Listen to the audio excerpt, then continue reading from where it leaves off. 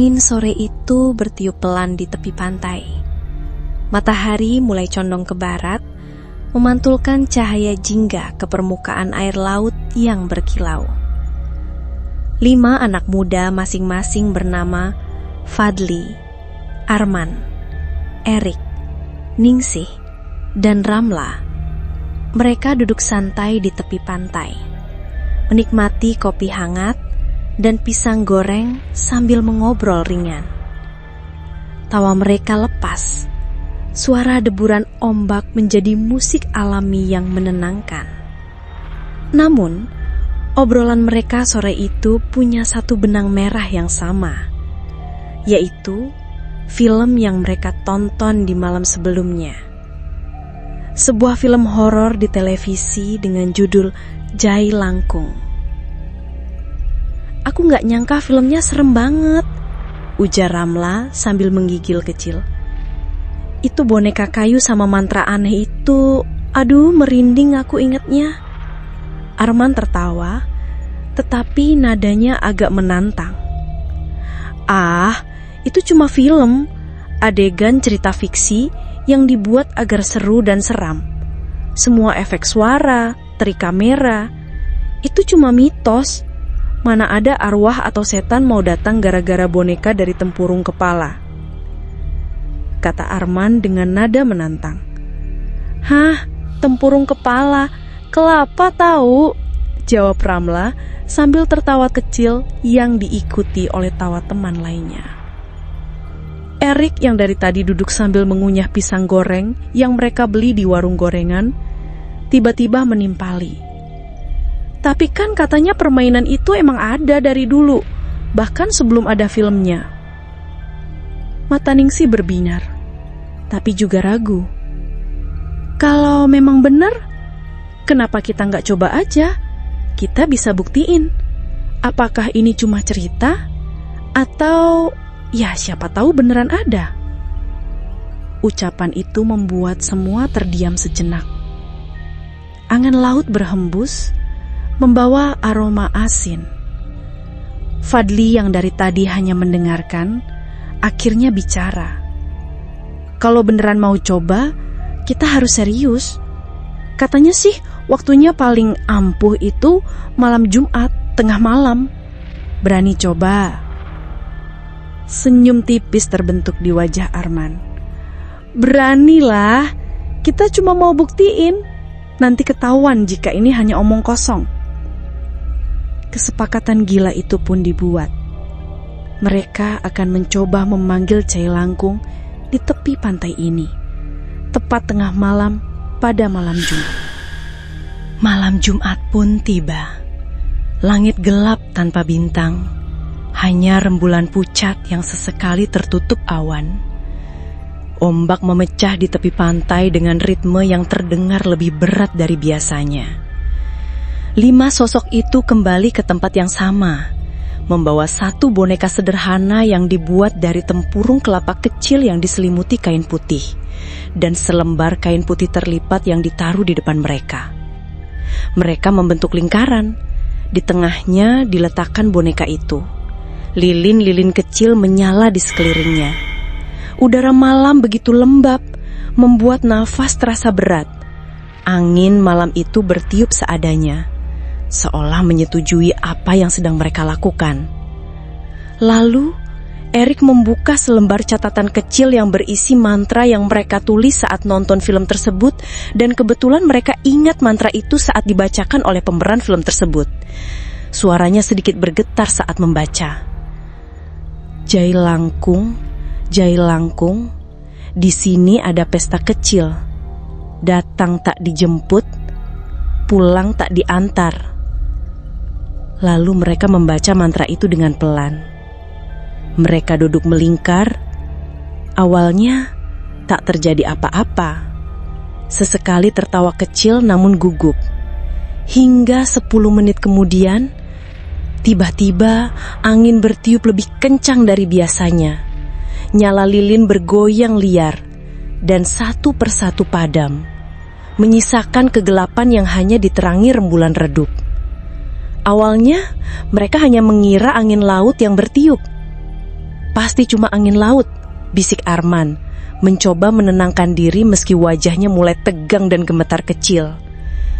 Namun sesaat kemudian, terdengar suara samar, seperti suara perempuan yang melantunkan sesuatu. Sayup-sayup di antara deru ombak. Lalu suara lain mengikuti, suara tawa anak-anak, bercampur dengan gumaman berat yang seperti keluar dari tenggorokan seorang pria tua. Ningsih langsung memegang tangan Ramla erat-erat. "Kalian dengar itu?" Suaranya bergetar. Tiba-tiba, boneka di tengah lingkaran bergeser sedikit, seperti tersentuh oleh sesuatu yang tak terlihat. "Sudah, bubar, cabut sekarang!" teriak Fadli. Tanpa pikir panjang, mereka semua bangkit dan berlari tak beraturan, meninggalkan boneka, lilin, dan segala peralatan di pasir pantai. Nafas mereka terengah-engah, tapi tak ada yang berani menoleh ke belakang. Malam itu mereka pikir semua sudah selesai.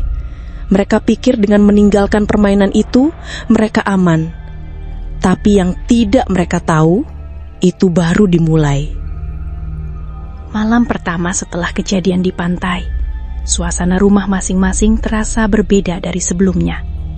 Malam itu, Fadli berbaring di kamarnya, mencoba meyakinkan diri bahwa suara-suara di pantai itu hanyalah ilusi. Tapi tepat pukul 1 malam, ia terbangun oleh suara gedebuk di dekat pintu. Dengan mata setengah mengantuk, ia mengintip dari balik selimut. Di sana, terlihat jelas sepasang kaki manusia berdiri di ambang pintu. Tidak ada tubuh, hanya kaki. Pucat, penuh tanah basah dan lumpur, jari-jarinya panjang tak wajar. Kaki itu melangkah perlahan menuju ranjangnya. Fadli menjerit dan menutup wajahnya, tapi suara jeritannya tidak ada yang mendengar. Kaki itu terus melangkah mendekati Fadli, lalu disusul dengan suara itu berkata pelan, "Pulangkan saya." Malam itu Fadli diteror terus-menerus di kamarnya. Ia berlari keluar kamar, tapi pintu kamar terkunci. Malam itu pun berlalu. Keesokan harinya, mereka berlima bertemu kembali. Wajah mereka semua pucat. Di bawah mata mereka sedikit menghitam. Ternyata bukan hanya Fadli. Arman mengaku mendengar langkah kaki berlari di atap rumahnya. Kadang suara ngesot di bawah ranjang tidurnya. Sedangkan Ramla bermimpi dikejar kaki tanpa badan di jalan gelap. Meski takut, mereka mencoba menertawakannya sampai malam berikutnya datang. Malam itu jauh lebih buruk dari sebelumnya. Erik baru saja mematikan lampu kamarnya. Tiba-tiba ia mendengar suara ketukan di jendela. Awalnya ia mengira itu adiknya yang sedang iseng. Suara ketukan itu teratur, seperti seseorang mengetuk dengan kuku panjang. Saat ia memberanikan diri mengintip, seorang wanita berdiri di luar. Rambutnya panjang menutupi wajah. Gaun putih lusuh menempel di tubuhnya yang basah kuyup. Tiba-tiba nafas Erik terasa berat. Dadanya naik turun seperti habis berlari. Tubuhnya bergetar hebat. Malam berikutnya, Erik mencoba mengusir rasa takutnya dengan tidur di ruang tamu. Lampu menyala terang. Ia berpikir cahaya akan membuatnya lebih tenang. Tapi lewat tengah malam, udara di rumahnya berubah dingin luar biasa. Seperti berada di ruangan pendingin. Pintu depan berderit pelan, terbuka sedikit demi sedikit. Dari celah itu muncul wanita tua. Punggungnya bungkuk, rambutnya putih acak-acakan. Matanya cekung gelap. Tangannya kurus dengan jari-jari bengkok seperti akar pohon. Wanita tua itu berjalan perlahan, menyeret kaki kirinya. Setiap langkah mengeluarkan suara seperti diseret, seakan tulangnya beradu. Ia berdiri di hadapan Erik. Senyum lebar memperlihatkan gigi hitam keropos, lalu berbisik pelan dan serak. "Kalian memanggilku. Sekarang aku di sini." Erik terpaku. Tubuhnya kaku, tak bisa bergerak, napasnya sesak. Saat wanita tua itu mengelurkan tangannya, lampu rumah mendadak mati. Dalam gelap, Erik hanya mendengar napas berat dan bau anyir yang menusuk hidungnya. Ia pun pingsan di tempat. Malam berikutnya adalah yang paling tak masuk akal. Mereka berlima sepakat berkumpul di rumah Arman untuk berjaga bersama agar tidak ada yang sendirian. Semua pintu dan jendela dikunci rapat, semua lampu dinyalakan, dan doa-doa pelindung dibacakan. Awalnya tenang sampai sekitar pukul 1 malam. Lampu tiba-tiba padam satu persatu, seperti ada sesuatu yang memetikannya. Udara menjadi berat. Mereka merasakan tekanan di dada. Lalu, dari sudut gelap ruangan, sebuah kepala muncul. Hanya kepala, tanpa badan, mengambang di udara. Rambutnya hitam panjang acak-acakan. Matanya menyala merah seperti bara. Gigi-giginya tajam penuh darah segar. Kepala itu berputar perlahan, menatap ke arah mereka satu persatu. Kenapa lari dari pantai? Kenapa tak pulangkan aku? Suaranya bergema di seluruh ruangan. Ramla menjerit, Erik terjatuh dan mundur, dan Ningsih memeluk lututnya sambil menangis histeris. Kepala itu melayang cepat ke arah mereka, dan semua berlarian tak terkendali di dalam rumah, mencoba membuka pintu yang entah kenapa terkunci sendiri dari luar. Tak berapa lama, pintu itu terbuka sendirinya dengan hentakan keras, seakan didorong oleh kekuatan tak terlihat.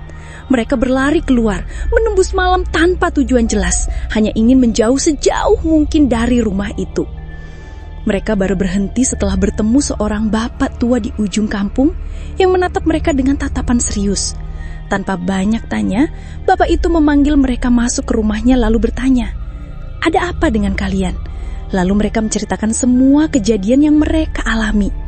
Bapak tua itu terdiam, lalu berkata dengan nada sedikit marah, "Kalian sudah ganggu yang tak boleh diganggu.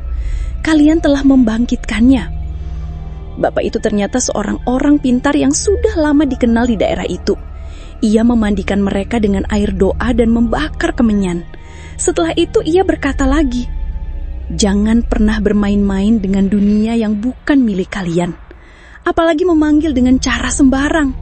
Kalian telah memanggil, mereka akan menuntut untuk dipulangkan oleh kalian, dan itu jarang berakhir baik."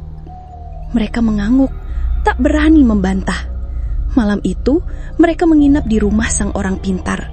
Dan malam itu, tidak ada gangguan sama sekali. Namun, semua belum benar-benar berakhir.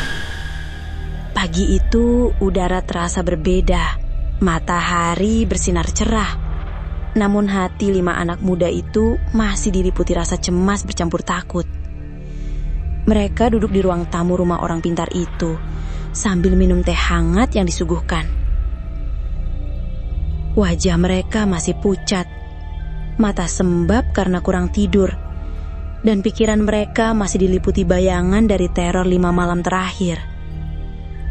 Orang pintar itu, yang mereka panggil Pak Sulaiman, duduk di kursi rotan sambil menatap mereka bergantian. "Kalian ini, kenapa bisa kepikiran mainan begitu?" Suaranya datar tapi tajam menusuk hati. Fadli mencoba menjawab, "Kami cuma penasaran, Pak. Awalnya cuma mau buktiin kalau itu cuma mitos." Pak Sulaiman menghela nafas panjang lalu berkata dengan nada tegas, "Penasaran itu boleh, tapi ada batasnya. Dunia ini punya 2 sisi, yang kalian lihat dan yang tidak kalian lihat. Sekali kalian panggil, maka kalian telah membuka pintu untuk mereka. Dan yang datang bukan apa yang kalian harapkan. Dengan kehadiran mereka yang meneror kalian setiap malam kalian tidak akan bisa mengusirnya dengan mudah. Tak ada yang berani menimpali. Mereka hanya menunduk diam, dengan wajah-wajah takut dan penuh penyesalan atas keputusan bodoh di tepi pantai malam itu." Setelah memberi mereka air doa dalam botol kecil satu persatu, Pak Sulaiman kembali berpesan dengan agak tegas, "Bawa ini pulang, minum sedikit sebelum tidur. Sisanya percikan di setiap sudut rumah. Jangan sekali-kali menyebut lagi nama permainan itu." apalagi mencobanya. Menjelang siang, mereka berpamitan. Saat langkah kaki meninggalkan halaman rumah Pak Sulaiman, ada sedikit rasa lega. Matahari terasa lebih hangat, suara burung-burung kembali terdengar, dan untuk pertama kalinya setelah 5 malam, mereka diteror. Malamnya, meski tak ada lagi suara aneh, bayangan menakutkan, atau lampu yang padam sendiri, satu persatu dari mereka mulai merasakan demam panas yang tinggi. Fadli menggigil di balik selimut, keringat membasahi tubuhnya. Arman bermimpi buruk tentang pantai itu, melihat boneka Jailangkung masih tergeletak di pasir, memandangnya dengan senyum buruk. Erik mendengar bisikan di telinganya saat setengah sadar. Kami belum pulang. Sementara Ningsi dan Ramla merasa seperti ada yang duduk di tepi ranjang mereka, meski tak berani membuka mata untuk memastikannya. Demam itu berlangsung 2 hari. Meski setelahnya suhu tubuh kembali normal, mereka sadar sesuatu telah berubah. Ada rasa was-was setiap kali malam tiba, ada dorongan untuk selalu tidur dengan lampu yang menyala, dan ada mimpi yang terus berulang tentang pantai, lilin, dan boneka kayu itu.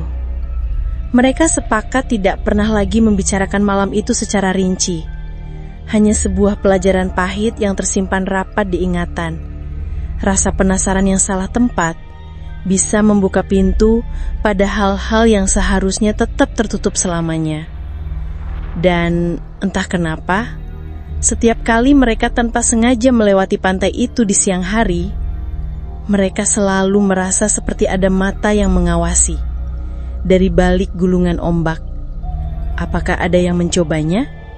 Jika belum ada, maka giliran kalian mencobanya.